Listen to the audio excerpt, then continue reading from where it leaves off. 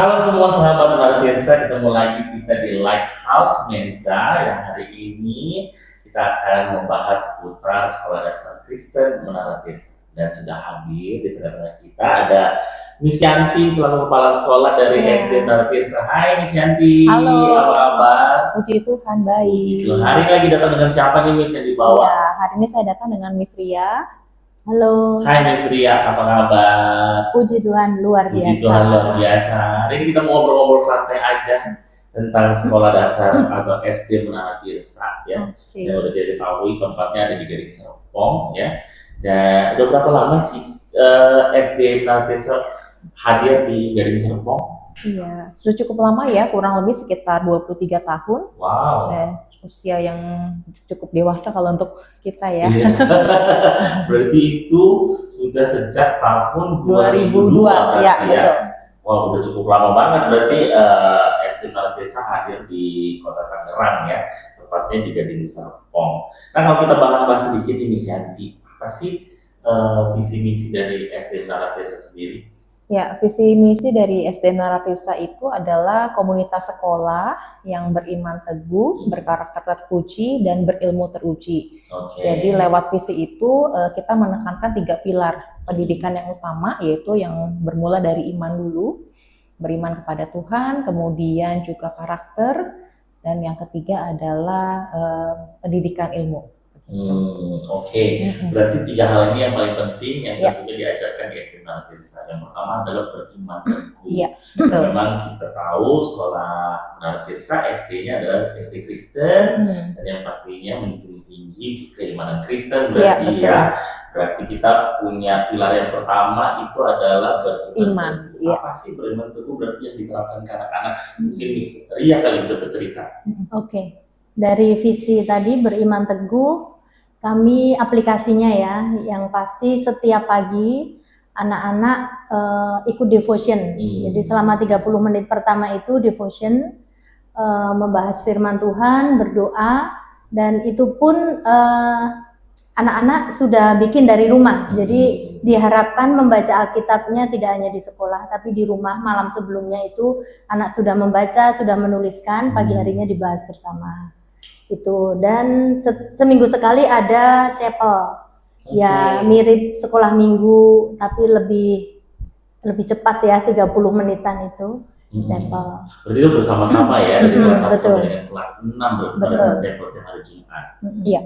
Wow, luar biasa banget. Berarti pengembangan secara imannya juga udah diterapkan sejak dini. Apa sih tantangannya Miss Yanti waktu menerapkan beriman teguh ini di anak-anak SD, apalagi ada yang baru masuk dari K2 akhirnya baru masuk di kelas 1. Iya. Tantangannya yang pasti bagaimana kita bisa mengajarkan mereka dengan cara paling sederhana sebenarnya ya, supaya mereka bisa memahami tentang bagaimana iman kepada Tuhan. Yang kedua, terutama untuk anak-anak yang kelas rendah, kelas 1 sampai 3 memang tetap butuh pendampingan dari orang tua.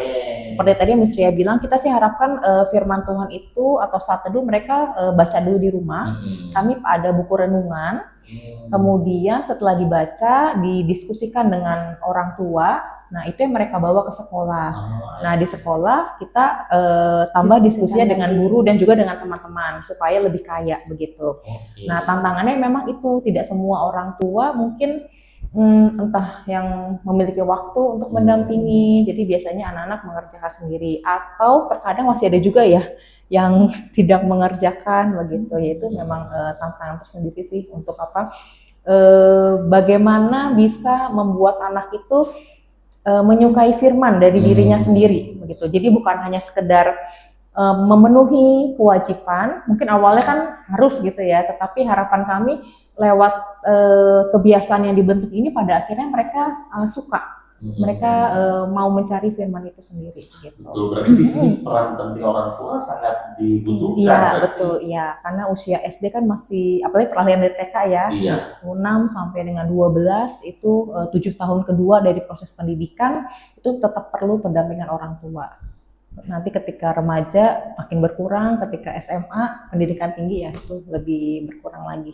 Benar, benar peran banget. orang Jadi tua memang ya. pendidikan secara iman ya pada Tuhan itu sangat ditekankan sekali itu untuk menolong mereka akhirnya punya habit yang baik di dalam Tuhan Betul. untuk bisa menjalani kehidupan sehari-hari. Memang Mm-mm. tantangannya adalah orang tua berarti ya bisa mendampingi anak-anak mereka di rumah Iya, ya. betul. Karena di sekolah adalah sebuah platform untuk menyediakan bagaimana mereka bisa paham tentang Tuhan juga. Iya, betul. Wah, keren. Nah, yang kedua adalah setelah beriman teguh adalah berkarakter Terpuji. terpuji. Iya. Apa nih kalau kita implementasikan ke anak-anak sekarang? Berkarakter terpuji. Jadi yang pertama tadi fondasi iman, yang kedua karakter. Seperti kita ketahui juga masa SD ini tuh masa yang paling penting Betul. dalam pembentukan karakter. Jadi bagaimana kita bisa membentuk mereka, menanamkan nilai-nilai yang baik supaya itu jadi bekal mereka ketika melanjutkan pendidikan menengah dan juga pendidikan tinggi. Aplikasinya di kami adalah pasti mulainya dari kebiasaan karena karakter dibentuk dari kebiasaan. Di sini kami punya jam karakter building itu 1 jam per minggu. Untuk tahun ini kami menggunakan 7 Habits of Happy Kids ya. Jadi di jam karakter building itu kita akan bahas, kita ulas satu persatu dari habit 1 until habit 7. Kemudian aplikasinya juga kita reinforce setiap hari. Jadi apa yang udah diulas dalam jam karakter building itu kita akan terus ingatkan mereka mengenai penanaman karakter tersebut, mengenai aplikasinya setiap hari sehingga diharapkan ketika mereka sudah tahu mereka lakukan akhirnya jadi terus menerus menjadi kebiasaan, lama-lama menjadi karakter ya, habit yang baik. Itu jam karakter building. Kemudian selain jam karakter building kita juga membentuk karakter mereka lewat membiasakan sehari-hari. Contohnya yang sedang kita galakan itu seperti budaya 5S. Senyum, sapa, sopan, santun, salam begitu ya. Jadi setiap hari kita ajarkan anak-anak untuk greetings. Nah, pasti ada guru piket nih yang di depan. Jadi ketika mereka datang di pagi hari, kita memberikan greeting, salam. Kemudian kita juga ingatkan mereka ketika misalkan di lorong sekolah ketemu guru, ketemu siapapun lah mereka untuk belajar untuk mengucapkan salam. Kemudian pembiasaan lain itu dari hal-hal kecil, contohnya seperti membuang sampah di tempatnya. Mungkin bagi beberapa orang hal simple, tapi itu sesuatu yang memang perlu dibangun sejak dini. Kemudian mengembalikan barang ke tempatnya setelah mereka menggunakan, mengembalikan barang. Kemudian kita juga ajar anak-anak itu, kami ada jam wali kelas di 1 jam terakhir sebelum pulang. Jadi di situ itu anak-anak biasakan untuk merapikan meja, kursi, loker, tray. Jadi barang-barang mereka itu mereka memastikan bahwa sudah rapi semua, kemudian tidak ada yang tertinggal dan sebagainya. Mungkin Miss Ria ada tambahan yang di kelas, apalagi Miss aplikasi karakter. Jadi tadi visi yang pertama dan kedua memang saling berhubungan juga ya. Jadi termasuk karakter ini pun kita masukkan ke jam yang tadi chapel. Jadi kita sedang membahas karakter apa nih gitu. Jadi pada saat chapel itu dikuatkan. Kita cari ceritanya, kita nyanyi yang berhubungan. Jadi dari situ bisa juga semakin mengingatkan kembali. Berarti tematik ya, berkesinambungan juga Iya, sinergi. Kita juga ada Bible verse setiap bulan. Nah, itu juga dikaitkan dengan tema karakter yang memang sedang diulas di bulan tersebut begitu. Jadi memang bagaimana anak-anak kita memiliki iman yang teguh dan juga memiliki karakter yang terpuji ini balance ya dalam kehidupan anak-anak juga. Dan akhirnya ini bisa jadi habit mereka yang mereka bisa kerjakan di kemudian hari. Ya, saya rasa penting lah ya dua hal ini ya untuk bisa menjadi salah satu kekuatan buat anak-anak karena kita lihat dengan kondisi yang sekarang dan sebagainya anak-anak bisa diperkuat secara iman dan juga karakter. Iya, itu dasar yang menurut kami sih itu dasar utama ya, fondasi utama ya sebelum mereka mengembangkan potensi ilmu bakat mereka gitu. Jadi kami berharap anak-anak tidak hanya pintar secara akademis tapi mereka tahu bagaimana menggunakan aplikasikan kecerdasan yang mereka miliki, yang pasti untuk memuliakan Tuhan, yang kedua untuk bisa bermanfaat bagi sesama. Jadi nggak hanya sekedar pintar, tapi mereka juga benar-benar menyadari bahwa tetap ada Tuhan dan juga tetap ada orang-orang sekitar mereka yang mereka bisa berkatin begitu melalui hidup mereka. Itu sih harapan kami ya. Wah, luar biasa banget. Jadi memang ini bukan jadi sebuah jawaban ya, solusi buat orang tua yang sekarang yang mungkin tidak mencari sekolah hanya unggul secara akademis, tapi memiliki kekuatan secara karakter dan memiliki iman yang teguh. Iya. Dan SD Kristen Maranatha Tirsa menjadi salah satu jawaban buat kebutuhan itu juga. Nah, pilihan yang terakhir adalah akademis pasti. Iya, ilmu teruji. Ilmu yang teruji. Apa implementasinya kalau ke anak-anak? Iya. Kan sekarang ada pembelajaran sistem pembelajaran baru yang sekarang diterapkan dan diajarkan oleh Diknas juga. Iya, deep learning ya, dan juga PJBL, project based learning. Miss Ria yang melakukan di kelas nih, yang bisa lebih banyak menjelaskan.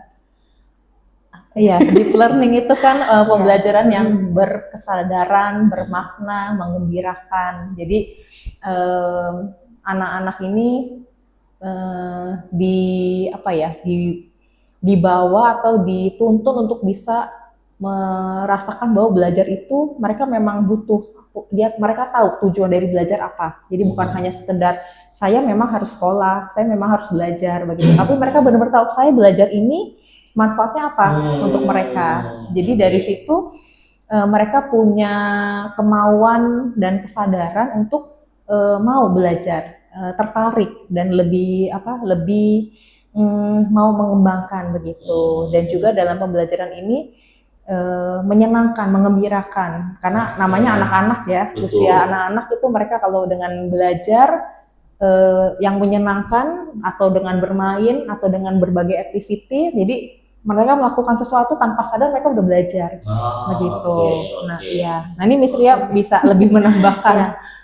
Boleh saya tambahkan mengenai pembelajaran di kelas ya. Sebetulnya termasuk salah satu keunggulan kita itu karena kelasnya kecil, jadi guru pun lebih bisa memperhatikan siswa. Dan kami guru-guru berusaha mengikuti perkembangan yang terjadi gitu ya. Kalau sekarang ini tentang deep learning, kami pun belajar untuk itu. Tentang project based learning, begitu pula kita berusaha dengan kelas yang kecil ini bagaimana mengemasnya supaya anak tadi belajar seperti yang disampaikan Miss Yati, sebetulnya belajar tapi mereka enjoy. Nah, dengan contoh project-project di kelas, mereka menikmati itu. Jadi kami berusaha banyak project atau praktik langsung yang memang kalau dipikir memang guru akan lebih banyak bekerja dalam arti mempersiapkan. Nah, tapi memang itulah yang jadi termasuk kepuasan kami melihat anak-anak begitu antusias belajar, begitu. Wah, keren banget. Jadi memang ada project based learning ini yang tentunya menjadi keunggulan juga anak-anak. Saya rasa anak-anak sekarang ini bukan hanya sekedar mengikuti pelajaran, tapi akhirnya mereka terlibat dalam pembelajaran langsung ya. Memang zaman dulu kita pulang puluhan tahun yang lalu kan berbeda ya dengan pendidikan masa kini, dengan modernisasi, tingkat pendidikan yang udah mulai bagus dan sebagainya. Ya, tentunya sistem pembelajaran juga berubah ya, dan kita mau mengajak anak-anak itu terlibat atau ambil bagian dalam pembelajaran itu langsung. Ya kan, ini adalah deep learning dan project based learning. Nah, ngobrol-ngobrol juga kita dengar SD Maranatha Tirsa itu banyak banget di salah satu prestasi-prestasi yang dicetuskan dari anak-anak kita nih di SD Maranatha Tirsa. Apa aja sih yang pernah diraih anak-anak kita di SD Maranatha Tirsa? Cukup banyak ya jenis-jenis lomba, tapi yang terakhir yang tahun lalu itu lomba solo vokal, ya, kemudian tari tradisional, Kemudian apa lagi ya Miss ya? Ini Itu program. spelling Spelling bee. spelling bee, betul. Terus yang Digi itu apa? Oh, Digi Kids ya, animasi Oh, ya, buat Digi Kids buat competition, animasi. betul. Wah, luar biasa banget, banyak banget hal-hal kreatif yang dilakukan anak-anak. Berarti ada program pemberdayaan atau development skill buat anak-anak Iya, gitu ya? kami ada program pengembangan diri, Oke. ya itu 1 kali dalam 1 minggu. Jadi anak-anak bisa memilih masing-masing jenis pengembangan diri sesuai dengan bakat dan juga kesukaan mereka begitu.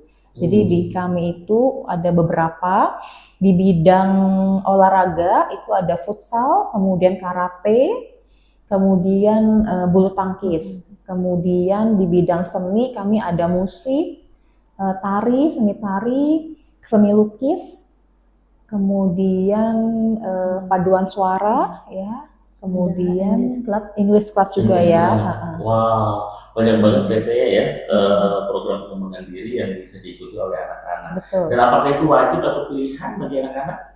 Wajib memilih satu. Wajib memilih Iya, satu. wajib memilih satu. Berarti lebih dari satu boleh mereka mengikuti berarti ya? Oh tidak, Oh tidak. karena pelaksanaannya berbarengan. Oh, satu jam. pelaksanaannya berbarengan. Jadi mereka at Kami least bisa milih milih salah satu. Ada yang wajib yaitu pramuka. Oh ya, pramuka. Iya, Iya, memang iya. mereka harus ikut. Ikut semua kalau pramuka. Kalau pramuka harus ya. ikut semua. Iya. Seru banget kayaknya ada kemarin kita lihat di lapangan anak-anak pramuka diajarkan berbagai hal tentang keterampilan, ada camping juga ya. Betul. Wow, nah kegiatan out school itu apa aja sih Miss kalau yang dilakukan di Naratirsa? Kalau yang pasti tuh field trip. Field Field trip trip. 2 kali dalam 1 tahun ajaran. Kemudian tadi ya camping. Ya, salah satu kegiatan yang memang ditunggu anak-anak juga. Kemudian khusus kelas 6 untuk pembinaan iman kami ada retret. Oh, Yaitu menginap 2 hari 1 malam. Wah, jadi ini ada kegiatan outdoor juga, out school juga yang dikerjakan. Berarti kalau kayak field trip biasanya dari kemana nih Miss? Biasanya mengunjungi apa? Banyak ya, beberapa hal. Contohnya misalkan mengenai Kidsania, tentang pekerjaan, job begitu. Kemudian kalau untuk hewan, tumbuhan, kita biasa pernah juga mengunjungi Godong Ijo. Kemudian apalagi berganti-gantian berganti ke alam maupun ke museum, edukasi ya, edukasi. betul ya. Jadi ini pembelajaran langsung, mereka bisa melihat tempat-tempat di mana mereka bisa langsung belajar aktif di tempat yang mereka kunjungi. Betul. Yang paling seru tuh camping, karena kan suka banget kalau camping ya. Betul. Misteri yang Apa aja paling seru waktu camping dengan anak-anak? Banyak ya, bahkan begitu masuk di awal tahun ajaran anak-anak udah menanyakan kapan camping, padahal baru masuk. Jadi anak-anak merasa excited karena berada di luar rumah yang mereka bisa bertemu dengan teman tidak hanya 1 hari tapi 2 hari 1 malam. Bahkan mereka nggak mau tidur, kalau ditanya sih maunya nggak usah tidur, lanjut terus yang ngobrol, yang main gitu. Dan mereka merasa excited karena banyak petualangan. Jadi kami mengadakan banyak acara with game, macam-macam ya di situ, halang rintang, jurit malam, dan pokoknya semua hal yang di camping itu anak suka. Bahkan makan pun yang tadinya nggak doyan jadi doyan. Karena lapar kayaknya ya. Karena entah lapar, entah banyak temannya ya.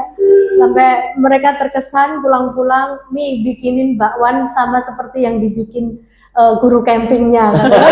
Padahal kita pun juga nggak masak gitu ya. Tapi sangat berkesan begitu. Seru banget, berarti memang apa yang kita kerjakan di sini untuk mendidik anak-anak itu secara holistik ya. Secara iman kita mendidik anak-anak bagaimana memiliki iman yang teguh dan juga berkarakter yang terpuji, dan tentu juga memiliki akademis yang teruji ya. Senang banget bisa ngobrol-ngobrol dengan Miss Yanti dan Miss Ria. Kalau boleh ada satu kata tentang SD Naratirsa, apa kan Ria? Satu kata untuk SD Menara Tirsa, kayaknya banyak kata ya. Ayo Bapak Ibu jangan ragu bawa putra-putrinya ke SD Menara Tirsa. kita akan bekerja sama dengan baik. Siap. Thank you. Terima kasih Thank banyak. you. Miss Yanti, Miss Ria, selamat untuk Sama-sama. di tahun ajaran 2025-2026 untuk kita bisa mencetuskan anak-anak pemimpin bangsa di Amin. masa depan. Baik, itu aja hari ini sesi kita bersama dengan teman-teman dari SD Kristen Menara Tirsa. Sampai jumpa lagi di acara kita berikutnya. Bye-bye.